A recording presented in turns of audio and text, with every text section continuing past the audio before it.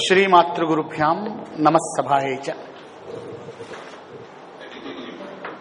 ఒక మంచి సాయంత్రం మీతో గడిపే అవకాశాన్ని ఇచ్చినటువంటి సాక్షాత్తు పరబ్రహ్మ స్వరూపమైనటువంటి షిరిడి సాయిబాబా మహారాజ్ వారి పాదపద్మాలకు నమస్కరిస్తూ సభను ప్రారంభించుకుందాం. ఎన్ఏఎస్ రాజు గారు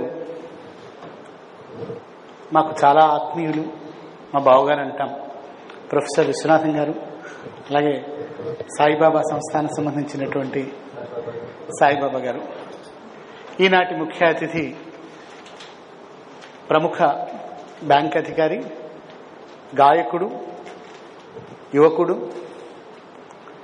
రేపు మే 4న అనర్గళంగా తన గళంతో 12 గంటల పాటు సంగీతాన్ని భాగ్యనగరంలో ఒక ఉత్తుంగ తరంగంలా చేయబోతున్నటువంటి మాన్య స్నేహితులు త్రినాథరావు గారు.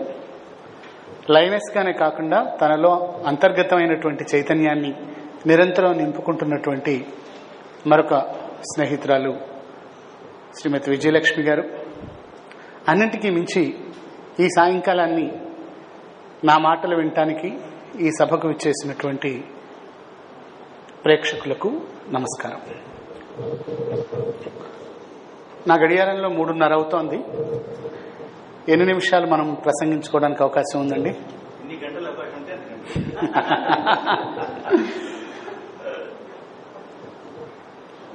ప్రసంగించడం బాగానే ఉంటుంది.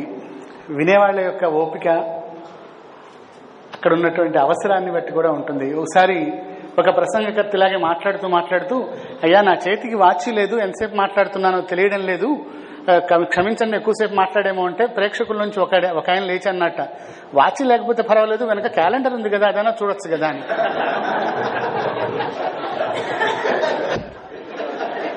అంతసేపు మాట్లాడాను అనమాట. కాబట్టి అటువంటి ప్రమాదం రాకుండా ఇవాళ ముఖ్య అతిథిగా మా త్రినాథరావు గారు ఉంటేనే బాగుంటుంది. నేను మీతో మాట్లాడాలనుకుంటున్నాను, మనం మాట్లాడాలనుకుంటున్నాం, మనం కలిసి మాట్లాడుకుందాం. భారతీయ శక్తి తత్వము, వ్యక్తిత్వ వికాసము, ఆ పేరు వింటేనే ఏదో కాస్త సీరియస్నెస్ కనిపిస్తోంది. ఈ మధ్య కొన్ని సబ్జెక్టులు వింటేనే భయం అనిపించేటువంటి సబ్జెక్ట్స్ అవి. భారతీయత, శక్తి తత్వము, వ్యక్తిత్వ వికాసము, ఇవన్నీ కూడా డెడ్ మెటఫర్స్ అంటారు. అంటే ఎక్కువగా వాడబడి దాని యొక్క అసలు అర్థాన్ని కోల్పోయినటువంటివి. ఎవరైనా ఒక అందమైన అమ్మాయి ముఖం కనపడింది అనుకోండి, ఆమె ముఖము చంద్రుడి వలె ఉందంటే పెద్ద గొప్పగా ఉండదు, చాలా మంది అన్నారులే పోవోయ్ అంటారు. అట్లాంటి వాటిని డెడ్ మెటఫర్స్ అంటారు.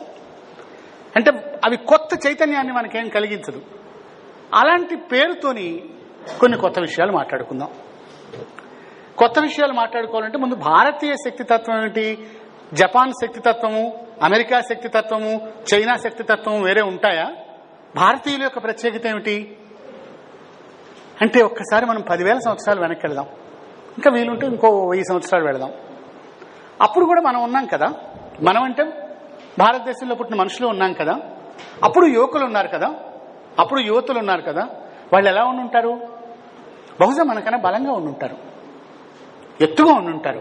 10,000 సంవత్సరాల క్రితం విశాలమైన వక్షస్థలం, పెద్ద నుదురు, చాలా బలమైన కండరాలు, అలా స్వచ్ఛంగా ఎత్తాటి చెట్ల మధ్యలో అలా నడుస్తూ ఉండుంటారు. వాళ్లలో ఉన్న ఒక యువకుడిని నించోబెట్టి, నీవు భవిష్యత్తులో ఏం కావాలనుకుంటున్నావు, పెద్దవాడైన తర్వాత ఏమవుతావు అనుకుంటున్నావు అనే ప్రశ్న అడిగితే ఆ యువకుడు ఏం సమాధానం చెప్తాడు? నేను భారతీయ శక్తి తత్వం గురించి, వ్యక్తిత్వ వికాసం గురించి మాట్లాడుతున్నాను, మూలంలోకి వెడుతున్నాం కనుక. ఒకసారి ఊహించండి, భీష్మ మీరే 10,000 సంవత్సరాల క్రితం ఉండి మంచి బలమైనటువంటి యువకుడుగానో, మంచి అందమైన యువతిగానో ఉన్నప్పుడు మీరేం కావాలనుకుంటున్నారు? మీ వయసు ఇప్పుడు 20 సంవత్సరాలు, 30 ఏళ్లలో ఏం కావాలనుకుంటున్నారు అని అడిగితే అతను ఏం సమాధానం చెప్తాడు? ఒక నిశ్శబ్దం మీకు అనిపిస్తోంది. మన ఊహకు కూడా అందదు. వాడేమడుగుతాడు? ఖచ్చితంగా నేను ఒక వైద్యుడిని కావాలని అండు. ఇప్పటి యువకుడు అంటాడు, నేను డాక్టర్ కావాలని.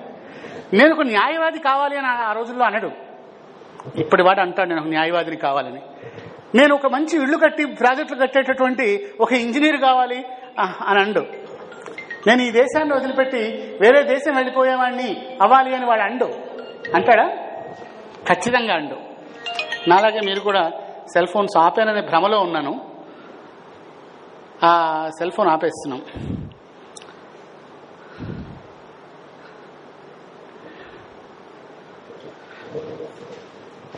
ఖచ్చితంగా ఆ భ్రమలో ఉండు. ఒక్కసారిగా మీకు ఆ వృత్తుల గురించి ఆ పిల్లవాడు అలా అంటం లేదనేసరికి మీకు నవ్వు వస్తుంది. కానీ ఇవాళ రోజున ఒక యువకుడు మీరు అడిగితే నువ్వేం కావాలనుకుంటున్నావు? నేను ఒక వైద్యుని కావాలనుకుంటున్నాను, నేను ఒక ఇంజనీర్ కావాలనుకుంటున్నాను, అమెరికా వెళ్ళాలనుకుంటున్నాను, సాఫ్ట్వేర్ నేర్చుకోవాలనుకుంటున్నాను. ఈ సమాధానాలు వస్తున్నాయేమిటి? ఈ సమాధానాలు ఇవాళ గౌరవప్రదంగా ఉన్నాయి, ఆనాడు ఎందుకు గౌరవప్రదంగా లేవు? ఇంతకీ సమాధానం రాలేదు. ఆ కుర్రాడు ఏమనుకుంటాడు, ఆ యువత ఏమనుకుంటుంది అంటే స్వామి వివేకానంద చెప్పారు, అప్పటి యువకుడు ఏమనుకునేవట, నేను ఒక ఋషిని కావాలనుకుంటున్నాను అనేవట. ఎందుకు నువ్వు ఋషి అవుతావు? ఋషి అయితే నాకు జ్ఞానం వస్తుంది, నాలెడ్జ్ వస్తుంది, దేశాన్ని శాసించేటటువంటి శక్తి వస్తుంది. ఒక మహారాజు దగ్గరికి వెళ్ళాలనుకోండి, ఋషి రాగానే లేచి నించుంటాడు. వేదాన్ని ఉపనిషత్తుల్ని అనుష్ఠింపాలనుకుంటున్నాను.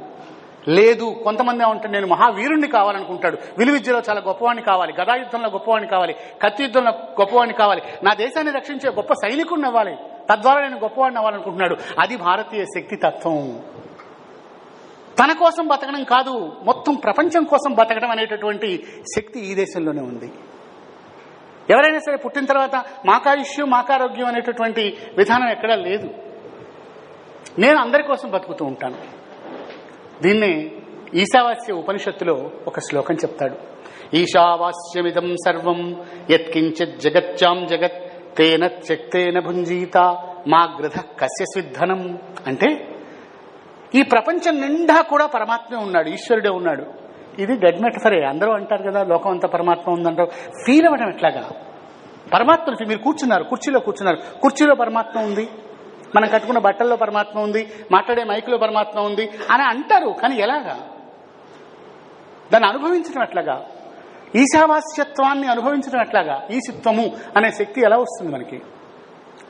తేన త్యక్తేన భుంజీత, త్యాగం చేస్తూ జీవితాన్ని అనుభవించమంటారు. ఇందాక మన విజయలక్ష్మి గారు చెప్పింది అది. త్యాగం చేస్తూ అనుభవించడం అంటే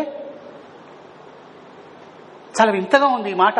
ఈ మాట భారతదేశంలో ఉన్నటువంటి ఋషులు మాత్రమే అనగలరు. నీకేదైనా సరే సంపాదించావు, అన్నం తిన్నావు, ఆ అన్నం సంపాదించుకున్న తర్వాత అన్నం తినే ముందు ఆ అన్నం ఇంకెవరన్నా పక్క వాళ్ళకి తింటే బాగుంటుంది అనేటటువంటి ఒక లక్షణం కావాలి. మనం ఉంచుకుని తినేటటువంటి లక్షణం కాదు, పంచుకుని తినే లక్షణం భారతదేశానికి ఉన్నది. అన్ని పంచుకోవాలి. ఆ పంచుకున్నప్పుడు సమూహంలో వస్తూ ఉంటుంది. ఎవరితో పంచుకుంటావు? ఇంట్లో వాళ్ళతోనా, వీధిలో వాళ్ళతోనా, సమాజంతోనా? ఎవరితో పంచుకుంటావు? ఈ భారతీయ శక్తి తత్వం మన వ్యక్తిత్వ వికాసానికి కావడానికి భారతీయ శక్తి తత్వాన్ని మనం మర్చిపోయాం. అందుకే నేను 10,000 సంవత్సరాల వెనక్కి మిమ్మల్ని తీసుకెళ్లి కూర్చోబెట్టి ఆనాటి ప్రజలు ఎలా ఆలోచించారు, ఆనాటి మానవులు ఎలా ఉన్నారు, ఈనాటి మానవులు ఎలా ఆలోచిస్తున్నాడు, ఈ రెండింటి మధ్యలో ఉన్నటువంటి ఒకనొక విశేషం. ఇప్పుడు మీకు ఒక కథ చెప్తాను. కథ కాదు, ఒక రకమైనటువంటి చిన్న అనెక్డాట్ లాంటిది అనుకుందాం. జరగంది కలిపేసేసి. బాగా భాగ్యవంతులు ఉన్నట్ట. అనిల్ అంబానీ, ముఖేష్ అంబానీ లాంటి భాగ్యవంతులు ఒక ఆయన ఉన్నట్ట, బిర్లా లాంటి భాగ్యవంతులు. ఆయన ఒకరోజు ఆయన కంటి జబ్బు వచ్చింది. 2 కళ్ళు బ్లర్గా కనిపిస్తున్నాయి. బ్లర్గా కనిపించేవరకు డాక్టర్స్ ఉన్నారు కదా, ఆయనకి డబ్బులు ఏమిటి, పెద్ద పెద్ద డాక్టర్ల దగ్గరికి వెళ్ళి చూపించుకున్నాడు. ఎవరు నయం చేయలే. లేదండి ఎక్కడో లోపల వచ్చింది, మీ న్యూరాన్స్ దెబ్బతిన్నాయి, బ్రెయిన్కి సరిగ్గా బ్లడ్ వెళ్ళటం లేదు, అదంతా కష్టంగా ఉంది, మీరు కళ్ళజోడు పెట్టుకుంటే నయం, కళ్ళజోడు పెట్టుకున్నా కూడా కొంత కనపడుతూ ఉంటుంది అని భౌతికమైనటువంటి అన్ని ప్రయత్నం చేసి సాధ్యం కాలేదు. ఒక ఆయన వచ్చి, లేదండి మా ఊళ్ళో ఒక స్వామీజీ వచ్చారు, ఆ స్వామీజీ ఒకసారి చూపించండి అంటారు. ఈయన స్వామీజీ దగ్గరికి వెళ్లకుండా స్వామీజీనే పిలిపిస్తారు, డబ్బులున్నాయి కదా. పూర్వం రాజులు ఋషుల దగ్గరికి వెళ్ళేవాళ్ళు, ఇప్పుడు ఋషులు రాజుల దగ్గరికి వస్తున్నారు. మారిపోతుంది శక్తి తత్వం. సరే ఆయన వచ్చారు. చూసిన తర్వాత, అయ్యా మీకు అంతా బాగానే ఉంది, కళ్ళు తిరిగి వస్తాయి, కానీ మీకు ఏ వస్తువు ఉన్నా కనపడాలంటే ఆకుపచ్చ రంగు ఉన్న వస్తువు మాత్రమే కనపడుతుంది. అన్నిటికీ కూడా ఆకుపచ్చ పెయింట్, ఆకుపచ్చగా ఉండాలి, ఏదైనా సరే గ్రీన్ కలర్ ఉండాలి. అంటే ఆయన దగ్గరికి ఎవరైనా వెళ్ళాలంటే గ్రీన్ శారీ కట్టుకొని వెళ్ళాలి, గ్రీన్ షర్ట్ వేసుకెళ్ళాలి, తలకి గ్రీన్ కలర్ వేసుకోవాలి, అన్ని గ్రీనే. సరే ఇంకేముంది, డబ్బులు ఉంది కదా, ఆయన ఆఫీస్ మొత్తం గ్రీనే, పేపర్ వెయిట్ గ్రీనే, టేబుల్ గ్రీనే, మొత్తం గ్రీన్ చేసేసుకుంటూ ఇలా చేస్తే నీకు చూపు బాగా ఉంటుంది, గ్రీన్ కలర్ నుంచి అయితే నీకు అన్ని కలర్స్ కనపడుతూ ఉంటాయి బాగా అంటే దాన్నే ఉందని చెప్పి ఇంటర్వ్యూకి ఎవరైనా వచ్చారనుకోండి, ముందు గ్రీన్ డ్రెస్ వేసుకురా, లేకపోతే అక్కడ కొన్ని గ్రీన్ చొక్కాలు పెట్టారు. ఒక నెల రోజులు అయిన తర్వాత మళ్ళీ ఆ స్వామీజీ వచ్చారు. స్వామీజీ ఏ డ్రెస్లో ఉంటారు? కాషాయ రంగులో ఉంటాడు. కాషాయ రంగులో వస్తే కలవాలండి అంటే లేదు లేదు మీరు గ్రీన్ డ్రెస్ వేసుకోవాలి, లేకపోతే మేము మీద గ్రీన్ సిరా చల్తాము, లేకపోతే గ్రీన్ రంగు పోస్తామని డబ్బాలు గట్టబట్టుకొచ్చారు. ఎందుకురా ఇలా చేస్తున్నారు, గ్రీన్ డబ్బాలు ఎందుకు చేస్తున్నారు అంటే మీరే చెప్పారు కదా గ్రీన్ అయితే సరిపోతుంది. పిచ్చి వెధవల్లారా, ఆయనకు ఒక నల్ల ఆకుపచ్చ అద్దాలు ఉన్నటువంటి కళ్ళజోడు పెడితే సరిపోతుంది కదా. ఒక్క ఆకుపచ్చ అద్దాల కళ్ళజోడు పెట్టుకుంటే ప్రపంచం అంతా కూడా ఆకుపచ్చలో నుంచి మామూలుగా కనపడుతుంది కదా. తనలో నుంచి వచ్చినటువంటి మార్పు చేయకుండా ప్రపంచాన్ని మార్చాలి అనేటటువంటి ఒక లక్షణం ఇటీవల కాలంలో వచ్చిందనమాట. నేను మారను, నువ్వు మారు, నువ్వు నాకు అనుగుణంగా మారు, నువ్వు నాకు అనుగుణంగా మారు అనడంతోనే మన వ్యక్తిత్వం కుంచుకుపోయింది. భారతీయులు యజ్జదాచరతి శ్రేష్ఠ తత్తదేవేతరో జనః సయత్ ప్రమాణం కురుతే లోకస్తదనువర్తతే భగవద్గీతలో చెప్పాడు. నువ్వు ఏది అనుసరించాలి అంటే యజ్జత్ ఆచరతి శ్రేష్ఠ తత్ దేవేతరో జనః, మీకన్నా పూర్వులైనటువంటి గొప్పవాళ్ళు ఏదైతే ఆచరిస్తారో అది నువ్వు ఆచరించు. ఆచరిస్తూ ఉంటే దాన్ని ప్రమాణంగా తీసుకుని భవిష్యత్తులో ఆచరణ జరుగుతూ ఉంటుంది. అలాగని ఇంకొక శ్లోకం కూడా చెప్తాడు పక్కనే అనుగీతలో, తాతస్య కూపోమితి బ్రువాణాః క్షారం జలం కాపురుషః పిబంతి. మా తాతగారు తోవించినటువంటి నుయ్యి అండి ఇది, ఈ నుయ్యిలో నీళ్లు మాత్రమే నేను తాగుతూ ఉంటాను, అవి ఉప్పు నీళ్ళైనా పర్వాలేదు, యువత చక్కగా తెలుగు గంగ వచ్చి మంచి మంజీరా వాటర్ వచ్చినా సరే లేదండి యజ్జద్ ఆచరతి శ్రేష్ఠ అని చెప్పారు కదా, మా తాతనే అనుసరిస్తాను అని చెప్పేసి పాపిష్టి జలాలు క్షార జలాల్ని అంటే ఉప్పు నీళ్ళని తాగడం అనేటటువంటిది మర్యాద కాదు. మారుతూ ఉండాలి.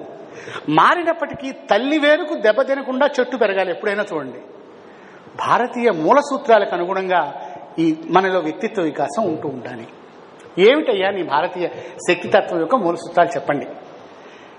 వ్యక్తిత్వ వికాసము శక్తితత్వం అనే పక్కన పెట్టేసి వ్యక్తిత్వం వికసించింది అనడానికి ఇండికేటర్స్ ఏంటి? వ్యక్తిత్వం వికసించని వాడు ఏ, వ్యక్తిత్వం వికసించిన వాడు బి. వీళ్ళిద్దరి మధ్యలో తేడాలు ఏమన్నా ఉన్నాయా? పట్టిక బాగా చెప్పావు. అతని ప్రవర్తనలో చేంజ్ వస్తుంది. బాగా మంచి మాటే. ఎట్లాగా మెజర్ చేయటం? ఎట్లాగా? ఒకటి రాగానే మెరుపులు మెరవాలి, వీడు 6 అడుగుల బుల్లెట్ అన్నట్టుగా రావాలి, లేకపోతే వీడు రేసు గుర్రంలా ఉంటాడా? వ్యక్తిత్వ వికాసం చెందినాడు ఉండడు. వ్యక్తిత్వ వికాసం చెందినవాడికి ఇండియన్ కాంటెక్స్ట్ లో ఒక లైన్ పెట్టాడు. ఏమిటా ఇండియన్ కాంటెక్స్ట్? భారతదేశానికి కొన్ని వస్తువులు చెబితే ఆ వస్తువులకు సంబంధించినటువంటి మీ ఊహలు ఎలా ఉన్నాయి? మొట్టమొదటిది ఇండికేటర్ ర్యాండమ్ యాక్సెస్ మెమరీ అని కంప్యూటర్లో ఉంటుంది కదా. మీరు గూగుల్ సెర్చ్లోకి వెళ్ళిపోయి మీరంతా వచ్చేసేసి సుబ్బారావు లేకపోతే కవితా ప్రసాద్ అని కొట్టగానే కవితా ప్రసాద్కు సంబంధించిన మ్యాటర్ అంతా కూడా ఒకేసారి వస్తూ ఉంటుంది. అందులో మనం అవసరమైన దాన్ని సెర్చ్ చేసుకుంటాం.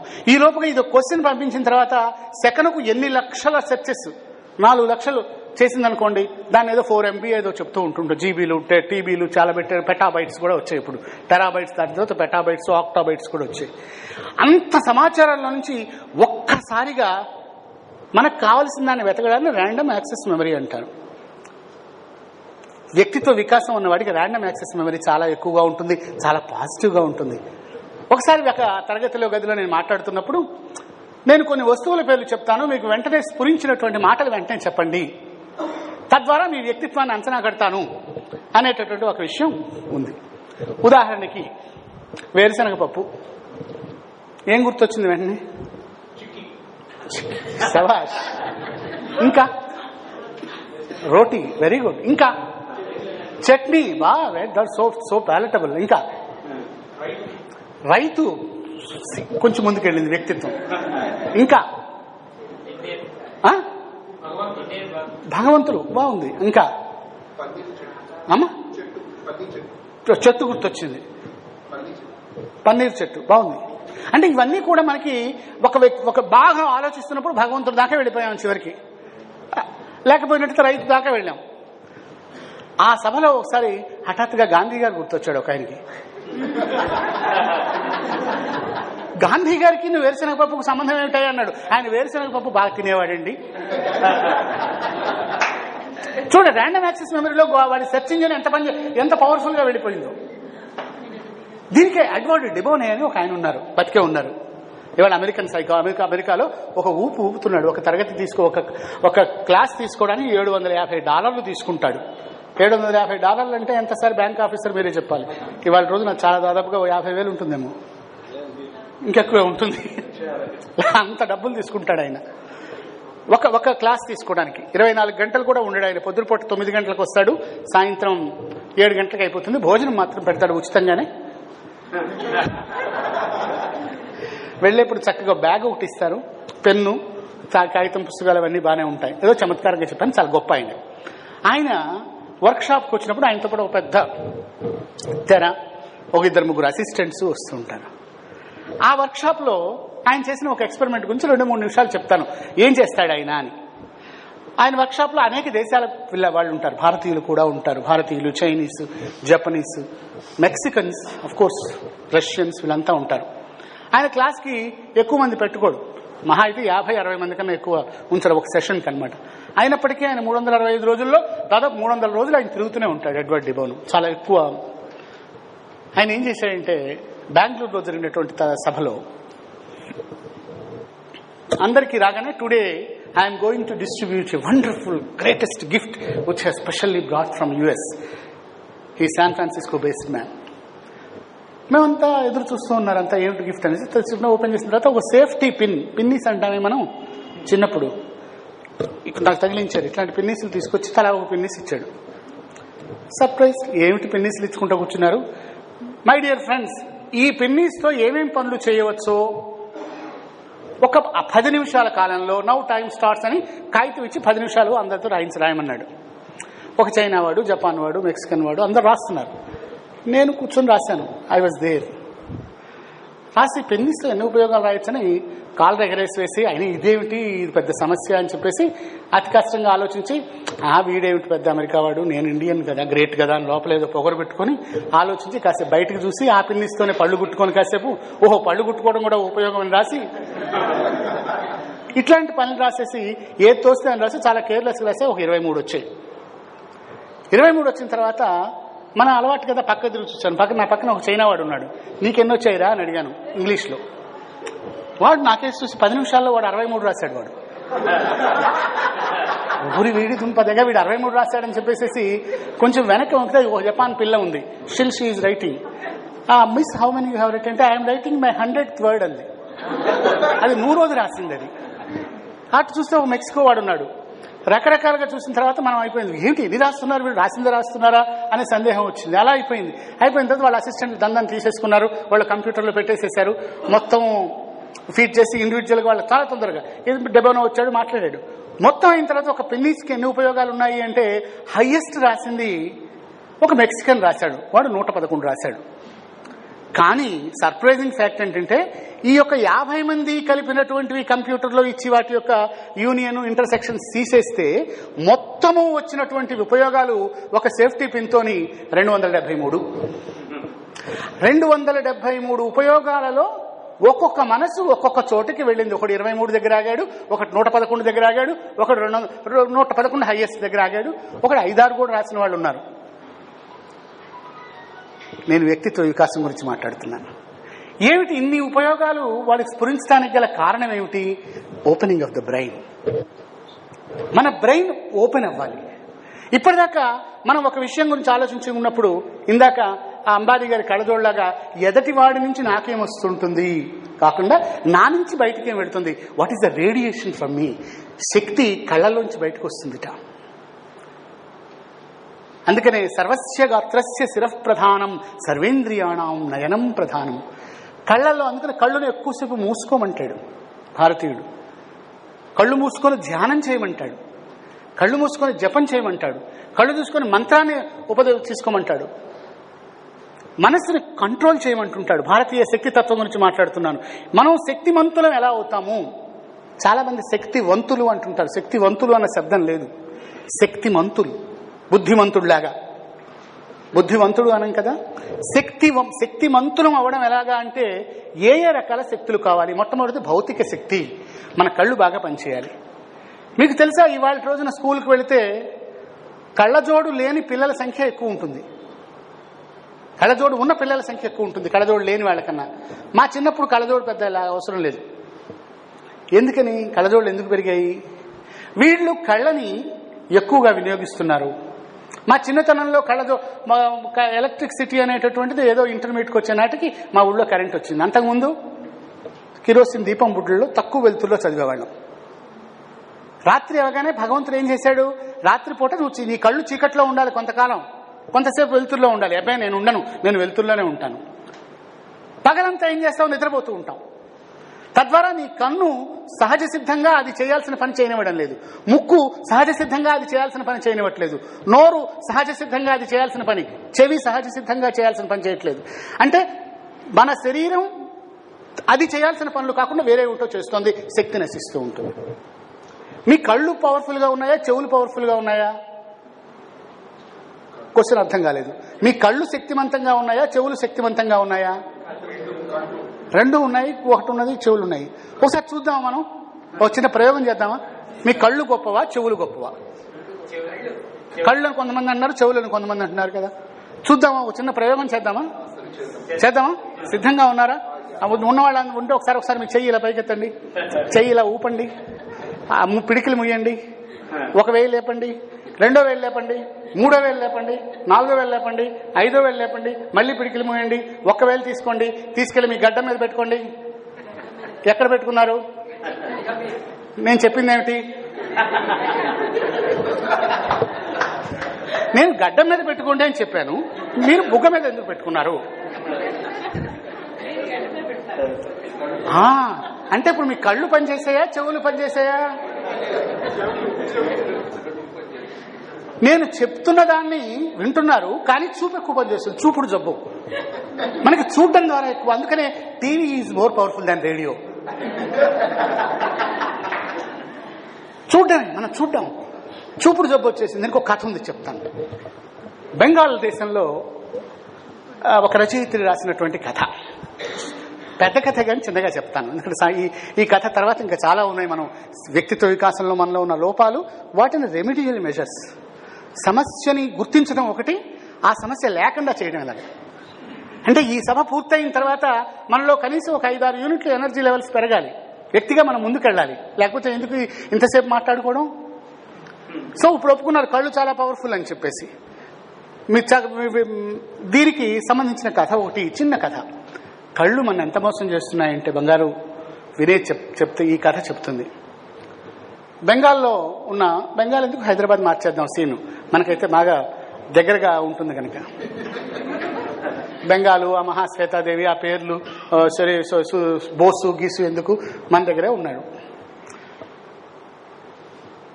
ఒక పల్లెటూరులో ఉన్నటువంటి ఒక పిల్లవాడు పెద్ద ఉద్యోగి హైదరాబాద్ వచ్చాడు. వాళ్ళ అమ్మ మాత్రం హైదరాబాద్లో, వాళ్ళ భద్రాచలంలోనే ఉందనుకుందాం, పల్లెటూరులోనే ఉంది. ఆమెకి అక్కడి నుంచి రావడం ఇష్టం లేదు. వాళ్ళ ఇల్లు, వాళ్ళ వేప చెట్టు, ఓ చిన్న పెంకుటిల్లు, అక్కడ ఉంటేనే సరదా. ఒకరోజు ఆమెకు కాలు విరిగింది, ఎవరు చేసేవాళ్ళు లేరు. అక్కడ నుంచి హైదరాబాద్ తీసుకురావాల్సి వచ్చింది. వాళ్ళ ఇంట్లో పెట్టుకున్నారు. ఒక 3 నెలలు 4 నెలల పాటు సేవల కోసం ఇంట్లో పెట్టుకుని ఉంచారు. ఆమెకి ఉక్కపోత పోస్తోంది. అపార్ట్మెంట్లో 7వ అంతస్తులో 4 గదులు పక్క పెట్టేసేసారు, వెళ్ళిపోయింది. ఆమెకి ఏం అర్థం కావట్లేదు. పొద్దున్నే కోడలు వెళ్ళిపోతుంది, మనవాళ్ళు వెళ్ళిపోతారు, అందరూ ఇంట్లో నుంచి వెళ్ళిపోతారు. ఆ వేప చెట్టు లేదు, పెంకుటిల్లు లేదు, మట్టి వాసన లేదు, మనుషులు వచ్చి అరవట్లేదు, సుబ్బాయమ్మ గారు బాగున్నారా అని అడిగేవాళ్ళు లేడు, భిక్షగాళ్ళు రావట్లేదు. పొద్దున్నే తాళం వేసిపోతే సాయంత్రం దాకా కూడా ఎవరు తీయట్లేదు. ఆమెకి ఉక్కిరి బిక్కిరైపోయి కాలు విరిగిన దానికన్నా ఇంకా బాధపడుతూ ఉంది. ఆమెకి కొడుకుతో చెప్పింది, నాకు బాగలేదు. నీకేం తక్కువైంది అంటాడు కొడుకు. తిండి ఉంది, మందులున్నాయి, అన్నీ ఉన్నాయి, అటాచ్డ్ బాత్రూమ్ ఉందంటే ఏదో తక్కువ అవుతోంది, ఏదో ఒక సఫోకేషన్ ఆమెకి. అప్పుడు మనవడు గుర్తించి, నానమ్మ నీకు పని చేస్తాను, నీ రూమ్లో నేను ఒక టీవీ పెడతాను అంటాడు. అదేమిటి? ఆమెకు తెలియదు పాపం. టీవీలో రకరకాలైనటువంటి ప్రోగ్రాంలు వస్తాయి, నువ్వు చూడని చెప్పేసి పెద్ద ప్లాస్మా టీవీ తీసుకొచ్చి పెడతాడు. దానికి నొక్కటం చూపిస్తాడు, ఇది నొక్కితే ఇది వస్తుందంటే నాకేం తెలియదు అంటుంది. ఓ రోజు చూపిస్తుంటుంది. ఆ టీవీ ఆన్ చేసి వీడు బయటకు వెళ్ళగానే ఆమె గబగబ వణుకుతూ బయటకు వచ్చేసి, వరే మనవడా ప్రమాదం జరిగిపోయింది, అక్కడ చంపేస్తున్నారా అంటుంది. ఎవరు చంపుతున్నారని వీళ్ళంతా లోపలికి వెళ్ళేవరకు అందులో ఒక పెద్ద హత్య సీన్, ఒక గూండా వచ్చి ఒక మనిషిని ఆమె పొడి చేస్తుంటాడు. మరి పోలీసుల్ని పిలవండి రావడం చంపేస్తున్నాడు రా. అప్పుడు వీళ్ళంతా మళ్ళాగానే నవ్వారు. పోలీసుల్ని పిలవంటే అది బొమ్మ అంటే, కాదురా రక్తం వస్తుందిరా, వాడు దుర్మార్గుడు రా అని చెప్తుంది. లీనమైపోయింది. కాదు ఇది సినిమా ఇట్లా అంటే అట్లా 4-5 రోజుల తర్వాత ఓహో ఈ బొమ్మలా నిజం కాదా అని అనుకుంటూ ఉంటుంది. అక్కడ కథ ఆపితే పేజీ తిప్పితే ఒకరోజు ఆమె బాల్కనీలో కూర్చొని పెద్దగా నవ్వుతూ ఉంటుంది, చప్పట్లు కొడుతూ ఉంటుంది. ఊరంతా భయపడుతూ ఉంటుంది. ఏమిటి అక్కడ ఒక నిజంగానే ఒక గూండా వచ్చి ఒక మనిషిని పొడుస్తూ ఉంటాడు, ఈమె చప్పట్లు కొడుతుంది. బాగుంది కదా, చక్కగా ఉంది, ఇంకా స్పష్టంగా కనపడుతోంది. ఊళ్ళో అంతా పారిపోతున్నారు. ఇది బెంగాలీ కథ. అంటే చూడడం ద్వారా మనం చూసి మన కళ్ళ ముందు ఎంత దురన్యాయాలు జరిగినా సరే ఒక టీవీ బొమ్మలాగా మన ఊహాశక్తి మొత్తం 21 అంగుళాలకు పరిమితం అయిపోయింది. 21/16 టీవీ సైజ్ అది. మన ఊహాశక్తి కూడా అంతే అయింది. దీనికి కాంట్రాస్ట్ గా మరో కథ. చిన్నప్పుడు మనకి టీవీలు లేని రోజుల్లో తల్లిదండ్రులు కథలు చెప్పేవాళ్ళు.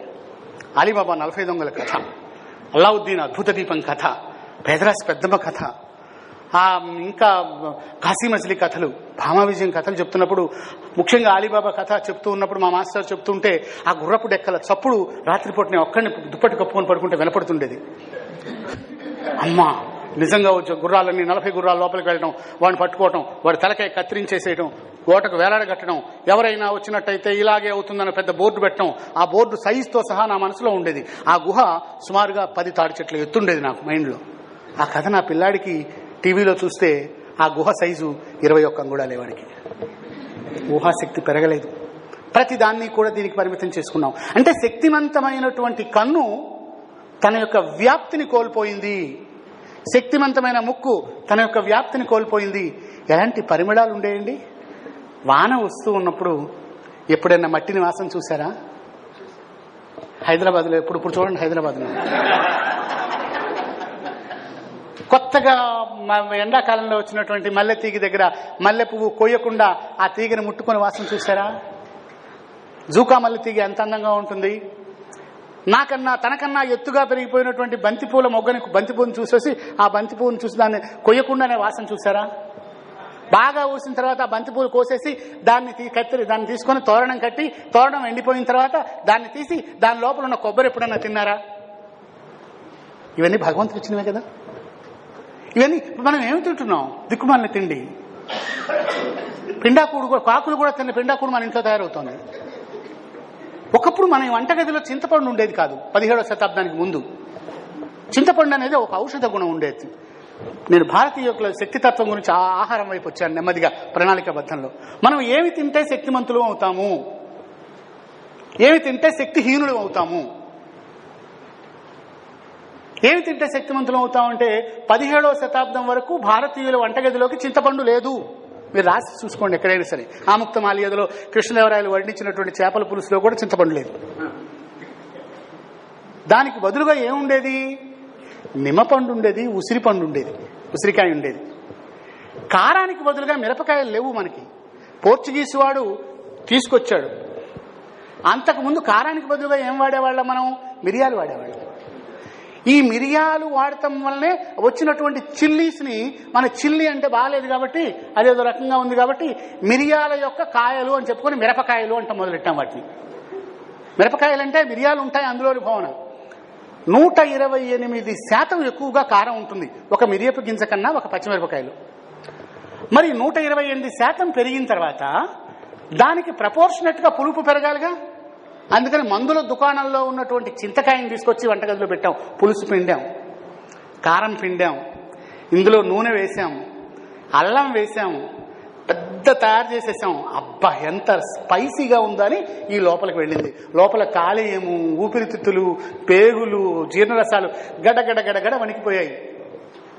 ఏమిటి మనకు ఊరేటటువంటి జీర్ణరసం వాటి మొత్తాన్ని డైల్యూట్ చేయడం వల్ల అసిడిటీ ఫామ్ అయిపోయింది, గ్యాస్ ఫామ్ అయిపోయింది, ఊబకాయం వచ్చేసింది, శరీరం ఆరోగ్యం అంతా పాడైపోయింది. కాబట్టి మనం తినే తిండి ఈ దేశానికి సంబంధించిన తిండి కాదు, బర్గర్ తింటాం, పిజ్జా తింటాం, చిక్కీ తింటాం, నిలవ ఉన్న ఆహారం తింటాం. ఏ భారతీయుడు తినేవాడు కాదు. ఆహారాన్ని ఉడకబెట్టిన తర్వాత మనకు వైద్యశాస్త్రంలో చెప్తుంది 48 నిమిషాల లోపుగా తినాలిట. 2 గడియలు దాటితే అది విషంగా మారడం ప్రారంభం అవుతూ ఉంటుంది. కానీ అలా కాదే, 2 గడియలు కాదు, 2 వారాలు దాచుకుంటున్నాం సద్దిపెట్టెల్లో. ఇంట్లో సద్దిపెట్టె అంటే ఫ్రిడ్జ్. మా బామ్మ చెప్పింది, సద్దిపెట్టెలా అందులో పెడతావు కదా, అన్నం పెడుతున్నాం అందులో వారం రోజులు, పచ్చళ్ళు పెడుతున్నారు, పాలు పెడుతున్నారు, కూరగాయలు పెడుతున్నారు. దీనికి చెప్పుకునే సమాధానం అంటే ఎక్కడ తీరుతుందండి, మేము డబ్బు సంపాదించాలి అంటే. డబ్బుని శక్తిగా గుర్తించి శరీరాన్ని శక్తిగా గుర్తించినటువంటి ఒక దుర్మార్గమైనటువంటి వ్యక్తిత్వం మనలో ప్రవేశించింది. ఇప్పుడు ఆలోచించండి, మన ఇంట్లో మనకు సంబంధించిన విషయాలు ఎన్నున్నాయి, మనకు అవసరం లేని విషయాలు ఎన్ని రకాలుగా వచ్చాయి. ఒకప్పుడు ఒక ఇంట్లో మనుషులు ఎక్కువ మంది ఉండేవాళ్ళు, వస్తువులు తక్కువ ఉండేవి. ఎవరైనా మన ఇంటికి వస్తే పరిచయం చేసేవాళ్ళం. ఏమని? మా నాన్నమ్మ అండి, మా మామయ్య అండి, మా బాబు అండి, మా పెద్దాడండి మనుషుల్ని పరిచయం చేసేవాళ్ళం. ఇప్పుడు అట్లా కాదు, కొత్తగా కొన్న iPad 4 ఎయిర్ అండి, ఇది మొన్ననే తెచ్చిన ఫ్రిడ్జ్ అండి, డబుల్ డోర్, ఎక్కువ కూలింగ్, 7 hours పాటు కరెంట్ లేకపోయినా చల్లగా ఉంటుంది. ఓహో అలాగా, ఎంత గొప్పవారండి మీరు. అంటే వస్తువుల పట్ల ఉన్నటువంటి జిజ్ఞాసని ఈ దేశంలో ఇటీవల కాలంలో వచ్చింది, ఇదివరకు లేదు. ఇదివరకు మనుషుల పట్ల జిజ్ఞాస ఉండేది. ఉత్తమ వ్యక్తిత్వ వికాసం ఉండేవాడు మనిషిని ప్రేమిస్తాడు కానీ వస్తువుని ప్రేమించడు. మీరు మనుషుల్ని ప్రేమిస్తున్నారా, వస్తువుల్ని ప్రేమిస్తున్నారా? వస్తువు కాదు కదా, వస్తువు ముఖ్యం కాదు కదా. మీరు విజ్ఞానాన్ని ప్రేమిస్తున్నారా, డబ్బును ప్రేమిస్తున్నారా? విజ్ఞానాన్ని ప్రేమిస్తే మీరు ఉత్తమమైన వ్యక్తి, డబ్బును ప్రేమిస్తే మీరు అధమమైన వ్యక్తి. అంటే వెంటనే కౌంటర్ స్టార్ట్ అవుద్ది. మనలో ఒక రకమైనటువంటి క్వశ్చనింగ్ ఉంటుంది కదా, డబ్బు లేకుండా బతకగలవా ఎక్కడన్నా? బతుకు చూద్దాం, ఇవాళ అయితే నువ్వు ఆఫీసర్ అయ్యి నెలకు డబ్బులు సంపాదిస్తున్నావు కాబట్టి ఇప్పుడు అన్ని కబుర్లు చెప్తూ ఉంటుంటారు. ఇవన్నీ మనలో ఒక మనిషి ఉంటాడు, లోపల మనిషి, ఇంటర్నల్ మ్యాన్ మాట్లాడుతుంటాడు. డబ్బు అనవసరం అని నేను చెప్పలా. రెండింటి మధ్య భేదం వచ్చినప్పుడు, విజ్ఞానానికి డబ్బుకి మధ్యలో ఉన్న, విజ్ఞానం డబ్బును సృష్టిస్తుంది కానీ డబ్బు విజ్ఞానాన్ని సృష్టించదు.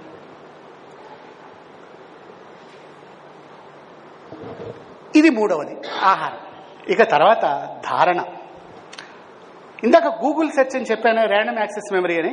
మీ యొక్క మెమరీ పవర్ ఎంత ఉంది, ఎన్ని గుర్తుంటున్నాయి, ఎన్ని మర్చిపోతున్నాయి, ఏవి గుర్తుంటున్నాయి, ఏవి మర్చిపోతున్నాం. గుర్తుండేటటువంటి విషయాలు ఏముంటాయి? ఉదాహరణకి క్రిస్ గేల్ అనేవాడు ఉన్నాడు కదా, వాడు గత సంవత్సర కాలంలో ఆడిన ఆటలో అత్యుత్తమమైనటువంటి ప్రతిభ ఏమిటి? వాడు 173 పరుగులు చేశాడు. ఆ రోజుల్లో ఎక్కడైనా సరే క్రిస్ గేల్ గురించి మాట్లాడుతుంటారు, అవునా? కిక్ సినిమా హీరో ఎవరు? రవితేజ వాడు చెప్తున్నాడు. రేసు గుర్రం సినిమా హీరో ఎవరు? పర్వాలేదు, అల్లు అర్జున్. చక్క ఇవన్నీ ఎంత విజ్ఞానం ఇది, ఎంత ఉపయోగం మన నిత్య జీవితంలో. ఆ పిల్లాడికి ఎంత ఉపయోగం. కిక్ సినిమా హీరో రవితేజ్ తెలుసుకోకపోతే అతని జీవితం పాడైపోయేది. ఒరే నాయన, సుమతి శతకంలో పద్యం చెప్పరా అంటే అది పెద్ద ముఖ్యమైన పని ఏం కాదు. సుమతి శతకంలో గొప్పదా, రవితేజ హీరో ఇన్ఫర్మేషన్ గొప్పదా? చెప్పండి. మన ఇంట్లో మనవి కానటువంటి ఎన్ని రకాలైనటువంటి వస్తువులతో మనం సహజీస్తున్నామో, ఎన్ని రకాల అనవసరమైనటువంటి సమాచారంతో సహజీవనం చేస్తున్నాము. అనవసరమైన సమాచారం మన దగ్గర చాలా ఉంటుంది. ఉత్తునే కూర్చుంటాం. ఎవరు గెలుస్తాడండి, టీఆర్ఎస్ లేకపోతే చంద్రబాబు వచ్చేట్టున్నాడండి, నీకెందుకు, ఎవడో ఒకడు వస్తాడు అక్కడ. దీని మీద 2 గంటలు మాట్లాడుకుంటాం. 2 గంటలు భగవంతుడు ఇచ్చినటువంటి అద్భుతమైన ఆయుర్దాయంలో కాలం గతించిపోతున్నప్పుడు మన శరీరంలో జీవకణాలు కొన్ని చచ్చిపోతుంటాయి, కొన్ని పుడుతూ ఉంటాయి. చిన్న చిన్న పిల్లలకి జీవకణాలు ఎక్కువ పెరుగుతూ ఉంటాయి, చచ్చే కణాలు తక్కువ ఉంటాయి. 50 ఏళ్ళు దాటిన తర్వాత చచ్చిపోయే కణాలు అయిపోతుంది. టైం గడిచిపోతున్న కొద్దీ మీలో మృత్యు వైపు దగ్గరగా వెళ్ళిపోతూ ఉంటుంటాం. మృత్యు వైపు వెళ్ళిపోతున్న కొద్దీ కూడా ఉన్నటువంటి శ్వాసక్రియ ఉన్నంతకాలమే కదా మనం పనులు చేసేది, జ్ఞానాన్ని సంపాదించేది, ఇతరులకు సహాయపడేది. ఈ శరీరాన్ని, ఈ మనిషిని, ఈ కవితాప్రసాద్ అనేవాడిని బతుకున్నంతకాలమే కవితాప్రసాద్ అంటాడు. పోయిన తర్వాత ఆ బాడీని తీసేయండి అంటారు. It is called just a body, ఎవరిదైనా సరే. ఈ మధ్య కాలంలో మనం అనవసరమైనటువంటి సమయాన్ని ఎంత వృధా చేస్తున్నాం. ఉత్తమ వ్యక్తిత్వ వికాసం ఉన్నవాడు సమయాన్ని వృధా చేయడు. దీని మీద ఒక కథ చెప్తాను. సమయాన్ని వృధా చేయడం, ఎలా ఆలోచించాలి, ప్రతి క్షణాన్ని కూడా రేపే మృత్యు వస్తుంది, ఈ లోపుగా నాకు చేయాల్సిన పనులు చాలా ఉన్నాయి. What is long and time is fleeting అంటాడు H W Longfellow. Tell me not in mournful numbers, life is but an empty dream. Life is real. Life is real. Life is earnest. Grave is not its goal. సమాధి నీకు గమ్యస్థానమైనటువంటి పెద్ద విశేషం కాదు. నాకు చెప్పొద్దు life అనే empty dream అని. జీవితం అంటే రియల్. జీవితం అంటే ఒక వాస్తవం. వాస్తవమైన జీవితాన్ని వాస్తవంగా జీవించగలటమే ఉత్తమ వ్యక్తిత్వమైనటువంటి లక్షణం. ఎస్, ప్రతి క్షణాన్ని నేను యాక్సెప్ట్ చేస్తాను. కథలోకి వద్దాం. ఒక రైలు ప్రయాణం జరుగుతోంది. రైల్లో ఆ రోజుల్లో ఇలాగానే రైళ్లు ఆలస్యంగా నడుస్తూ ఉంటుంటాయి, గమ్యస్థానాన్ని తీసుకెళ్తూ ఉంటుంది. ఒక మూడో తరగతి లేదు కదా ఇప్పుడు, 2వ తరగతి కంపార్ట్మెంట్లో నాన్ ఏసీలో ప్రయాణం చేస్తున్నారు. చాలా ఉక్కపోత పోస్తోంది. ఒక గర్భవతి అయిన స్త్రీ ఉంది, ఒక వ్యాపారస్తుడు ఉన్నాడు, ఒక విద్యార్థి ఉన్నాడు, వాళ్ళతో పాటు ఒక బిచ్చగత్తె కూడా ఉంది. ఈ బిచ్చగత్తె అందరినీ భిక్షాటను అడుక్కుంటోంది. కొంతమంది చీదరించుకుంటున్నారు, కొంతమంది చీదరించుకోవట్లేదు. రైలు పోతూ హఠాత్తుగా ఓ దగ్గర ఆగింది. ఆగడంతోనే ఎండాకాలం, మధ్యాహ్నం 2 గంటలు, ఉడకపోత పోస్తోంది. ఈ గర్భవతి కూడా ఉడకపోత పోస్తూ చాలా బాధపడుతోంది. ఆత్మ ముందు మొత్తం అందరూ చక్కగా బయట కిటికీలోంచి చూస్తూ సంతోషిస్తూ ఉన్నారు. అందులో చెరుగ్గడల బండి ఒకటి వస్తే ఆ స్టేషన్లో అందరూ చెరుగ్గడలు కొనుక్కున్నారు. చెరుగ్గడలు కొనుక్కొని వాళ్ళు పిప్పి తిని ఆ ఈనెలన్నీ తీసి అక్కడ పారేస్తున్నారు. ఆ బిచ్చగట్ట ఈనెలన్నీ కూడా ఏరుకుంటోంది. ఏమిటి పిచ్చి ఈనెలు ఏరుకుంటోంది ఏమిటి అనేసరికి ఆ ఈనెలు ఏరుకుని కూర్చొని ఏదో ఒకటి చిన్న అల్లుకుంటూ ఉంటుంది. రైలు ఎప్పుడైతే ఆగిపోయిందో ఈ బిచ్చగత్త కట్టినటువంటి ఈనెలతోని ఒక అద్భుతమైన విసనకర తయారు చేసింది. విసనకర తయారు చేసి ఉక్కపోత పోస్తూ బాధపడుతున్న గర్భవతి దగ్గరికి వెళ్ళి వీయడం మొదలెట్టింది. అందరికీ సమయం ఒకటే రైల్లో. కానీ పనికి మాలినటువంటి వాటిని తీసుకొని ఒక వస్తువును తయారు చేయాలనే తన జీవన సాఫల్యం నేనంటాను అనిల్ అంబానీ కన్నా ఆమె గొప్పది అంటాను. ఆ సమయంలో షీఈ్ హైలీ రిసోర్స్ఫుల్. అంటే ఈ చుట్టుపక్కల ఉన్నటువంటి వస్తువులతోని ఈ సమాజానికి ఉపయోగపడే పనులు ఏమి చేయగలం మనం? అది ఉత్తమ వ్యక్తిత్వ వికాసం. గాంధీజీ ఆశ్రమంలో ఒక కథ చెప్తారు. సబర్మతి ఆశ్రమంలో పట్టాభి సీతారామయ్య గారు ఉండేవారు. ఆయన ట్రెజరర్, మన గాంధీ అఖిల భారత కాంగ్రెస్కి లేకపోతే గాంధీ ఆశ్రమానికి ట్రెజరర్గా ఉండేవారు. భోగరాజు పట్టాభి సీతారామయ్య గారు తెలుగువాడు. ఆంధ్ర బ్యాంక్ పెట్టినటువంటి వ్యవస్థాపకుల్లో ఒక ఆయన, చాలా గొప్పవాడు ఆయన.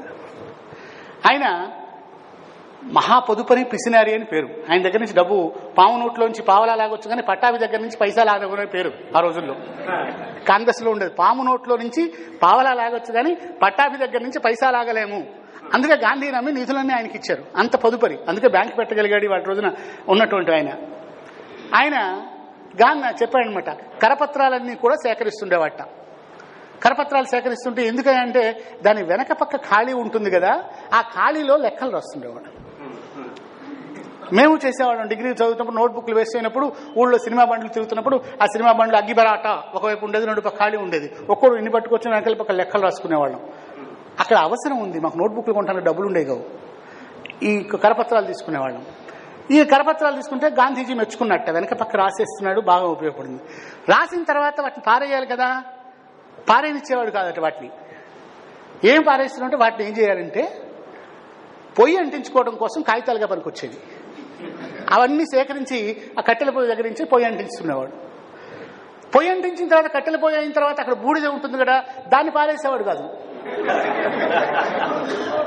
కాంగ్రెస్ చరిత్రలో ఉంది. ఆ బూడిదంతా తీసుకుని, ఆ రోజుల్లో సెప్టిక్ టాయిలెట్స్ ఉండేవి కావు, అంతా కూడా బోర్హోల్ లెట్రిన్స్ కూడా ఉండేవి కావు, డ్రై లెట్రిన్స్ ఉండేవి. ఈ బూడిద తీసుకెళ్లి ఆ ఈజ్ అవుట్ చేసినటువంటి దాని మీద పోస్తూ ఆ రకంగా దాన్ని చేసేవాడు. దాన్ని మాన్యూర్గా మారుస్తుండేవాడు. ఒక సిరీస్ అంటే పనికి మాలిన కరపత్రం దగ్గర నుంచి ఒక ఉపయోగపు వస్తువులుగా మార్చేటటువంటి దాన్ని ఒక వ్యక్తిత్వ వికాసంగా మీరు స్వీకరిస్తారా, స్వీకరించరా? మన ఇంట్లో ఎన్నెన్ని అనవసరపు వస్తువులు ఉన్నాయి. ఒక్కసారిగా నిజానికి అవి అవసరమా? ఓసారి మా ఆవిడ పుట్టింటికి వెళ్ళినప్పుడు నేను, మా పెద్దాడు, మా రెండోవాడు, వాడు 9వ తరగతి ఒకడు, 7వ తరగతి ఒకటి చదువుతున్నప్పుడు ఇదే చెప్పే, మన ఇంట్లో చాలా అనవసరపు వస్తువులు ఉన్నాయి, అమ్మొచ్చేలోపుగా ఇవన్నీ తీసేద్దాం కానీ అంతే డాడీ, పట్టుకున్నాం, ఒక ప్యాడు పెన్ను తీసుకున్నాం, మొదలు పెట్టుకుంటూ వచ్చాం. ఏమేమి వస్తువులు మన ఇంట్లో అనవసరము? ఒకటి, పుట్టింటి నుంచి తెచ్చుకున్నటువంటి రుబ్బురోలు. ఏం గ్రైండర్ వచ్చిన తర్వాత రుబ్బురోలు ఎందుకు ఇక్కడ? తీసేయి డాడీ, రాసేసి నాకు చాలా అడ్డంగా ఉంది డాడీ. తిరగలి తీసేయి, తిరగలి పీడి, పాత నవారు మంచము డబుల్ కార్డ్స్ వచ్చాయి కదా, మంచాల గురించి తర్వాత మళ్ళీ మాట్లాడదాం. తర్వాత మడత కుర్చీ, కాలు విరిగిపోయిన స్టూలు, పాత టీపాయి, ఇలా మొత్తం 138 వస్తువులు రాసేసేసి మొత్తం పెట్టిన తర్వాత పెద్దాడు కొంచెం వివేకవంతుడు కదా, ఎందుకైనా మంచిది ఒకసారి అమ్మకు చూపిద్దాం అన్నాడు. చూపించేదేముంది, మనం తీసేద్దాం అన్నాడు. లేదు చూపిద్దాం అన్నాడు. ఆవిడ వచ్చేసేసి చూసి ఎన్ని రాసి 135 అనవసరపు వస్తువులు ఉన్నాయి మమ్మీ అన్నాడు రెండోవాడు. అలాగా అని మొత్తం చదివిన తర్వాత ఇంకా 3 వస్తువులు రాయడం మర్చిపోయారా అని.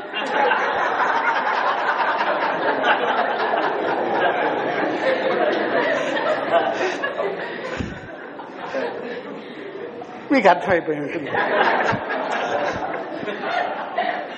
అంటే మనకు ఏ వస్తువులు అయితే అనవసరంగా అనిపిస్తాయో వాళ్ళకి అత్యంత అవసరం అనమాట. మేము ముగ్గురు కూడా అనవసరం అయితే అవన్నీ అనవసరం అని. కొన్ని ఆత్మకు దగ్గరగా ఉండే వస్తువులు ఉంటాయి. పుట్టింటి రుబ్బురోలు ఏమిటంటే, ఇది మా నాయనమ్మ రుబ్బురోలు. మా నాయనమ్మ రుబ్బుతుంటే ఇప్పుడు లేకపోయినా అది చూస్తుంటే నాకు ఆ చప్పుల్లో మా నాయనమ్మ పిలిచినట్టే అనిపిస్తుంటుంది. అంటే వస్తువుతోని ఆత్మీయమైన అనుబంధం కలిగినప్పుడు అది ఉపయోగం లేకపోయినా అది ముద్దుగానే అనిపిస్తుంటుంది.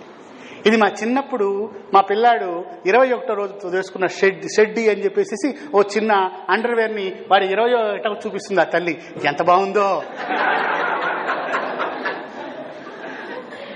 ఆ వస్తువులు నేరపూరితమైన వస్తువులు కావు, అవి అనుబంధానికి సంబంధించినటువంటి వస్తువులు అవుతాయి, ఆత్మీయతకు సంబంధించిన వస్తువులు అవుతాయి, అందమైన వస్తువులు అవుతూ ఉంటాయి, ఒక వికాసవంతమైన ఇంటిని సృష్టించే వస్తువులు అవుతాయి, మాట్లాడుకునే సంబంధాలు వస్తువులు వస్తుంటాయి.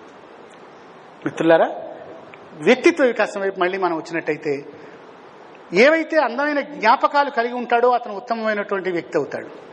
నీచమైన జ్ఞాపకాలు ఉంటే ఉత్తమమైన వ్యక్తి కాడు.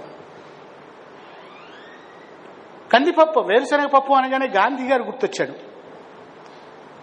అతని వ్యక్తిత్వంలో దేశభక్తికి సంబంధించింది పొంగింది. మరికొన్ని వస్తువులు ఉన్నాయి. వస్తువులు చూసినప్పుడు మనకి ఏం గుర్తొస్తూ ఉంటుంది? గడియారం. చెప్పండి, ఏం గుర్తొచ్చింది? మళ్ళీ గాంధీ వచ్చాడా? నేను ఇక ఒక 10 ప్రశ్నలు అడుగుతుంటే ప్రధానికి గాంధీయే గుర్తొస్తాడు మీకు. ఆలోచించండి. గడియారం, సాలార్జంగ్ మ్యూజియం, ఇంకా క్లాక్ టవర్. చాలా బాగుంది, చెప్పండి. చార్మినార్,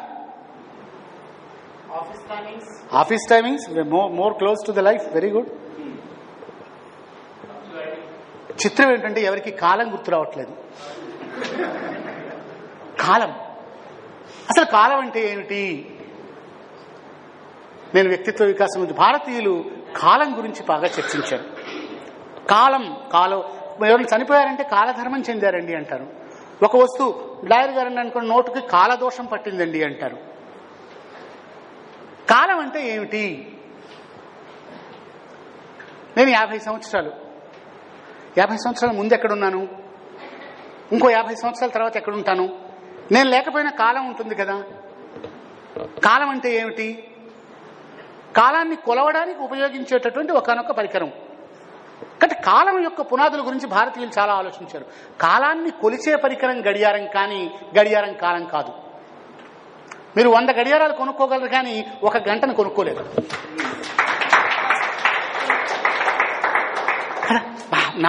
మా ఇంట్లో బోల్డ్ గడియారాలు ఉన్నాయండి, అబ్సల్యూట్ వస్తుందండి, but you cannot save a time. మరి కాలం ఏమిటి? రేపు ఏం జరుగుతోంది? నిన్నేం జరిగింది? కొన్నాళ్ళ క్రితం ఏం జరిగింది? మనం ఎందుకున్నాం? చావు పుట్టుకల మధ్య సందేహం లాంటి ఈ జీవితంలో ఎంతకాలం ఉంటాం? ఈ కాలాన్ని ఎలా వినియోగించాలి? ఐన్స్టీన్, శంకరాచార్యుడు ఎదురెదురుగా నించొని కాసేపు కాలం గురించి మాట్లాడుకుందాము అన్నారనుకోండి, ఇద్దరు మౌనంగానే ఉంటారు, ఏం మాట్లాడుకోలేరు. చాలా సైలెంట్గా ఉంటారు. ఇద్దరికీ అర్థం కాదు కాలం. యోగ వాసిష్టంలో చెప్తాడు వ్యాస మహర్షి, కాలం అంటే ఏమిటి? నా కాలమిచ్చేతి అంటే కాలాన్ని కూడా అతిక్రమించలేదట. కాలాన్ని నడిపించడానికి ఇంకో కాలం ఉందా? ఉంటుంది. ఉంటే దాన్ని నడిపించేది ఎవరు? లోకంబులు లోకస్థులు లోకేశులు తెగిన పిదప అలోకంబగు పెంజీకటికి అవ్వలి వెలుగై ఎవ్వడు ఏకాకృతిని ఉంటాడో వాణ్ణి ధ్యానిస్తానంటాడు పోతన. ఈ కాలాన్ని కొలవడంలో భారతీయులు ఏం చేశారు?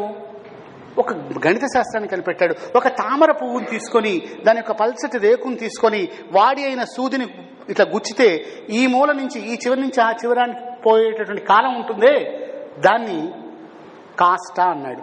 అలాంటి 12 కాష్టలు ఏమన్నా అంటే ఒక లవము అన్నాడు. 12 లవములను ఏమన్నా అంటే ఒక త్రుటి అన్నాడు. 12 త్రుటుల్ని ఒక సెకను అన్నాడు. అంటే సెకనులో 12 × 12 × 12 × 12 అంటే 1/. అంత కాలాన్ని కూడా కొలిచాడు మనవాడు. సెకను తర్వాత మీకు నిమిషం తెలుసు, గంట తెలుసు, రోజులు తెలుసు, సంవత్సరాలు తెలుసు. 4,32,000 సంవత్సరాలు అయితే కలియుగం అన్నాడు. ఇవాళ మనం కలియుగంలో ఉన్నాం. కలియుగంలో 5,115 సంవత్సరాలు అయిపోయాయి ఇప్పటికి. 4,32,000 సంవత్సరాలని మ్యాథమెటిక్స్ లో 2తో హెచ్చవేశారనుకోండి 8,64,000 సంవత్సరాలు అవుతాయి. అది ద్వాపర యుగ ప్రమాణం. 4,32,000కు 3తో హెచ్చరించామనుకోండి 12,28,000 అవుతుంది. 12,96,000 అవుతుంది. అది త్రేతాయుగం. దానికి ఒక మళ్ళీ కలిపామనుకోండి 4,32,000, అది కృతయుగం అవుతుంది. ఈ 3 17,28,000 సంవత్సరాలు. ఈ 3 కలిపేసి 4 కలిపితే 43,20,000 సంవత్సరాలు అవుతుంది. ఇది ఒక మహాయుగం అంటాం. ఇలాంటి 72 మహాయుగాలని ఒక మన్వంతరం అంటాం. ఇలాంటి 14 మన్వంతరాలని ఒక కల్పం అంటాం. ఇలాంటి 100 కల్పాలని బ్రహ్మదేవుడికి ఒక పగలవుతుందిట. అందుకే మనం ఇంట్లో సంకల్పం చెప్తాం. నేను భారతీయుల శక్తి తత్వం గురించి చెప్తున్నాను. కాలంలోకి వచ్చాం. కాలాన్ని ఎలా శక్తిగా మారుస్తామో చెప్తాం తర్వాత. బ్రహ్మదేవుడి దగ్గరకు వచ్చేవరకు బ్రహ్మదేవుడు సృష్టిస్తాడు కదా, బ్రహ్మదేవుడికి ఒక పగలట. ఆ పగలు అందుకే సంకల్పం చెప్పేప్పుడు ఇంట్లో ఏం చెప్తాం? కూర్చోబెట్టుకుని అద్య బ్రాహ్మణే అంటే బ్రహ్మ వయస్సు ఆధారంగా చేసుకుని ద్వితీయ పరార్థే ఆ బ్రహ్మగారికి 50 సంవత్సరాలు నుండి 51వ సంవత్సరంలో ప్రవేశించాట. ఎంత వయస్సు చూడండి ముసలాయనికి. అందులో 51వ సంవత్సరంలో మొదటి మన్వంతరంలో, మొదటి కల్పంలో 7వ మన్వంతరంలో ఉన్నాడు ఆయన. అందులో ఒక ఉదయంలో మొదటి త్రుటిలో 4వ లవం నడుస్తోంది అని చెప్తారు పంచాంగంలో. అటువంటి బ్రహ్మదేవుడు అద్య బ్రాహ్మణే ద్వితీయ పరార్థే శ్వేతవరాహ కల్పే వైవస్వత మన్వంతరే కలియుగే ప్రథమపాదే జంబూద్వీపే భరతవర్షే భరతఖండే మేరోహ దక్షిణ దిగ్భాగే శ్రీశైలస్య ఈశాన్య ప్రదేశం నేను ఇక్కడున్నా అని చెప్తున్నాడు దేవుడికి. నేను ఇక్కడున్నాను గుర్తుపెట్టుకో జాగ్రత్తగా. ఎక్కడ బ్రహ్మదేవుడు? అన్ని సంవత్సరాలు బతికేవాడికి ఈ పిపీలికంలాగా ఉన్నట్ట వీడు చెప్తున్నాడు. ఆ బ్రహ్మదేవుడు ఎవడు? నేను అప్పుడప్పుడు డౌట్ వస్తుంది, నేను ఎవరిని, నేను ఏం చేస్తున్నాను, ఇదంతా సృష్టి అంటాను. ఒరే నిన్ను సృష్టించేవాడు విష్ణుమూర్తి, నీకు 100 సంవత్సరాలు అయితే విష్ణుమూర్తికి ఒక రోజు అవుతుంది అన్నట్టు. ఆ విష్ణుమూర్తి మళ్ళీ మొదలుపెట్టాడు. ఆయన 100 సంవత్సరాలు గడిచిపోయిన తర్వాత విష్ణుమూర్తికి 100 సంవత్సరాలు గడిచిపోయినట్లయితే శివుడికి ఒక్క రోజుట. ఆ శివుడికి 100 సంవత్సరాలు గడిచిపోతే శక్తికి, ఆదిపరాశక్తికి, లలితా పరాభట్టారికకి కనురెప్ప కాలమట. ఉన్మేష నిమిషోత్పన్న విపన్న భువనావళి. అది భారతీయ శక్తి తత్వం. అంత పెద్ద కాలం, అంత పెద్ద కాలంలో నా వయసు మీకు తెలియదు. I'm already 50 years old, you know. ఎంత నువ్వు పిపీలికం 100 ఏళ్ళు బతికితే మాత్రం లెక్కే ఉంది. ఉడు ఉండదే 100 ఏండ్లును పడి ఉండదే పేరు మీ పాము 10 ఏండ్లును మడువున కొక్కెర ఉండదే. కొక్కెర కూడా బతుకుతూ ఉంటుంది, గొప్ప విషయం ఏం కాదు. తాబేలు 400 సంవత్సరాలు బతుకుతూ ఉంటుంది. అంటే ఎప్పుడో 16వ శతాబ్దంలో పుట్టిన తాబేలు మా ఇంట్లో ఉందనుకోండి, అదే ఉపయోగం ఏముంది? ఉసిళ్ళు అని ఉంటాయి పల్లెటూళ్ళలో. ఇప్పుడు ఆ వాన వచ్చినప్పుడు పుడుతూ ఉంటాయి. దాని జీవితకాలం 7 నిమిషాలు. 7 నిమిషాల్లో పుట్టి పెరిగి లవ్ అఫేర్ చేసి పెళ్లి చేసుకుని పిల్లల్ని కానీ ఏదో సంసారం అనుకొని డామును మళ్ళీ అత్తగారితో గొడవ పెట్టుకొని మామగారితో గొడవ పెట్టుకొని ఏదో కరెంట్ స్తంభం తిట్టుకొని 7 నిమిషాల్లో ఈ జీవితం అక్కర్లేదని చచ్చిపోతుంది. అంటే మనతో పోల్చి చూసుకుంటే ఏదో ఉసిలి ఉండ చిందే ఉంటుంది కనుక దాన్ని మనం నవ్వుకుంటున్నాం. మనం 100 ఏళ్ళు మరి బ్రహ్మదేవుడితో పోల్చి చూస్తే ఏదో బ్యాక్టీరియా. ఇది కాలస్పృహ అంటాం. ఇంతకాలంలో భారతీయుల యొక్క శక్తితత్వంలో ఉన్న ఇంతకాలంలో నేనెవరిని, కస్త్వం కోహం కుత ఆయాత, నువ్వెవరివి, ఎక్కడి నుంచి వచ్చావు, ఎక్కడికి పోతావు అనే అనుక్షణం కూడా చర్చించుకుంటూ ఉంటాం. ఉత్తమమైనటువంటి వ్యక్తిత్వ లక్షణం. ఈ జన్మలో తల్లి తండ్రి ఉన్నారు, వచ్చే జన్మలో ఎవరవుతారు? నువ్వు చాలా తాత్కాలికంగా ఉంటావు. మనం అంతే కదా అలాంటప్పుడు పనిచేసే పని లేదని వాడు ఉండదు. ఈ కాలం యొక్క రహస్యాన్ని తెలుసుకోగలడమే ఉత్తమ వ్యక్తిత్వము. భోజనం యొక్క లక్షణం తెలుసుకోవడం ఉత్తమ వ్యక్తిత్వమే. అక్కడి నుంచి మనం కాలం యొక్క రహస్యానికి వెళ్ళిపోతూ ఉంటాం. కాలం రహస్యం తెలియక, ప్రాణం రహస్యం తెలియక చాలా మంది పొరపాటు పడుతూ ఉంటుంటాడు. ఓ గురువు గారు ఉన్నట్ట శిష్యుల్ని పిలిచాడు. శిష్యులారా, నాకు మరణం ఆసన్నమైంది. ఏం సార్ ఎప్పుడు చచ్చిపోతారన్నది. ఏం లేదు, రేపు మధ్యాహ్నానికల్లా అయిపోతుంది వ్యవహారం, చచ్చిపోతున్నా అన్నట్టు. మధ్యాహ్నం ఎంత కరెక్ట్ జరిగింది, మధ్యాహ్నం 2:30కి అయిపోయింది వ్యవహారం, ఇక నేను బతకను, కానీ నాకు సాయం చేయాలి. చెప్పండి గురువుగారు మీదేం సాయం? నాకు ఇప్పుడే తెలిసింది, భగవంతుడు ప్రత్యక్షం అయ్యి నేను కొన్ని పాపాలు చేశానట, కాబట్టి వచ్చే జన్మలో నేను మనిషిగా పుట్టడం లేదు. మరి ఏంగా పుడతారండి అంటే, ఏం లేదు, నేను ఒక పందిగా పుడతాను అన్నట్ట. అమ్మను ఆడపందిగా పుడతాను అన్నట్టు. మరి ఏం చేయాలండి అంటారు. నేను చచ్చిపోయిన దహనక్రియలు అయిన తర్వాత మీరు వెతకడం మొదలెట్టండి. ఎక్కడైనా సరే నేను కనపడితే వెంటనే చంపేయండి. చంపేస్తే మళ్ళీ నేను గురువుగా పుడతాను. మీకెందుకు డౌటే లేదండి, మీరు చావడమే తెలియదు, మేము పందులు వేట పెడతామన్నారు శిష్యులు. పందులు వేట పడ్డారు. ఎంతైనా మళ్ళీ పుట్టాలంటే మళ్ళీ అది పంది పుట్టాలంటే పంది కాదు 12 నెలల గర్భం ఉంటుందేమో. అది పుట్టింది, పెరిగింది. వీడు 2 సంవత్సరాలు వెతికారు. 5 సంవత్సరాలు అయింది. ఓ చోట చక్కగా మురికి గుంటలో నవనవలాడుతూ మంచి వరాహం కనపడుతోంది. ఎంతో హాయిగా ఉంది. దానికి 12 మంది పిల్లలు. ఆ పిల్లలు పాలు తాగుతున్నాయి. ఇది అటు ఇటు పొర్లుతుంది. పొర్లినప్పుడు అటు పిల్లలు వస్తున్నాయి.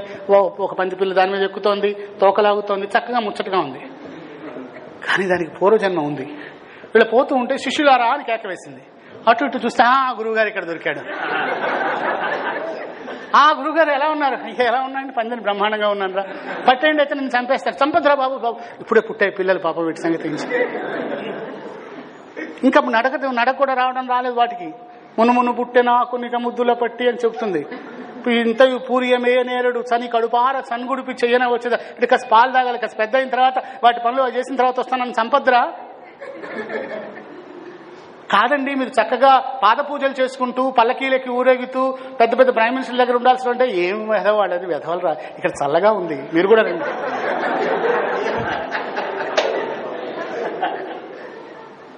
మరి వ్యక్తిత్వ వికాసంలో గురువుకి వ్యక్తిత్వ వికాసం ఉంది, పందికి వ్యక్తిత్వ వికాసం ఉంది. పంది దృష్టిలో చూస్తే అది కరెక్టే కాదా? పిల్లల్ని పోషించుకోవద్దా? చల్లగా లేదా? వాసన వస్తుందా? నీ ముక్కుకు వాసన వస్తుంది, నా ముక్కుకి ఇది చాలా బ్రహ్మాండమైనటువంటి ఏమంటారు, పెద్ద పెద్ద అత్తర్లు సీసాల్లాగా ఉన్నాయి ఇక్కడ. నా ముక్కుతో చూడు, నా కంటితో చూడు, నా సౌందర్యం ఎంత అందంగా ఉంటాను నీకేం తెలుసు? కాబట్టి కాలస్పృహ తర్వాత మన స్వీయ స్పృహలో చూసినట్టయితే వ్యక్తిత్వ వికాసం ఎలా అర్థమవుతుంది? మిగతా భారతదేశం కాక మిగతా ఏ దేశంలో ఇలా ఆలోచించడు. ఈ ఆలోచన విధానం మన పాఠశాలల నుంచి దూరం అయిపోయింది, ఇళ్లలో నుంచి దూరం అయిపోయింది, మనలోంచి దూరం అయిపోయింది. కేవలం ధన సంపాదన మాత్రమే ధ్యేయం. డబ్బుంటే అన్ని సంపాదించవచ్చు. అందుకే చెప్తూ ఉంటాను, నా ఉపన్యాసంలో చాలా చోట్ల చెప్తూ ఉంటాను, ఎప్పుడు చెప్పే మాటే ఏమిటి? 5 నమ్మకాలున్నాయి ఈ దేశంలో, ఆంధ్రప్రదేశ్లో మరీను. నేను ప్రతిసారి చెప్తూనే ఉంటాను. ఏమిటి? దేశం అంటే అమెరికాయే దేశం. పుట్టిన దగ్గర నుంచి ఎల్కేజీ దగ్గర నుంచి కూడా అమెరికా. మావాడు యుఎస్ అండి, ఎంఎస్ చేస్తున్నాడండి, అది గొప్ప. ఏమిటో నాకు అర్థం కాదు. ఇక్కడ లేదా ఈ దేశంలో ఇంత జ్ఞానం లేదా? ఇది నేను చెప్పినంత జ్ఞానం కాదా? కేవలం శాపు లేకపోతే డాక్కు లేకపోతే అవి నేర్చుకుంటేనే జ్ఞానమా? హఠాత్తుగా కేవీ అదేంటి కంప్యూటర్ విప్లవం 2000 సంవత్సరంలో వస్తుందని 2K అని ఒకటి పెట్టేసి మొత్తం నేర్చుకొని నాశనం అయిపోయారు కదా. ఏ నేర్చుకుంది ఎందుకు పనికి రాలేదు కదా. దేశం అంటే అమెరికాయే దేశం, విద్య అంటే కంప్యూటరే విద్య, భాష అంటే ఇంగ్లీషే భాష, ఆట అంటే క్రికెటే ఆట, పరీక్ష అంటే ఎంసెట్టే పరీక్ష. ఇంతమంది మనకేం లేదు. ఈ 5 స్తంభాల మధ్యలో తిరుగుతూ పందిలో ఇందా గురువు గారు పందిలాగా ఇదే చచ్చుచు పుట్టుచుని ఉన్నటువంటి జాతిలో ఉండేది వ్యక్తిత్వ వికాసం రాదు.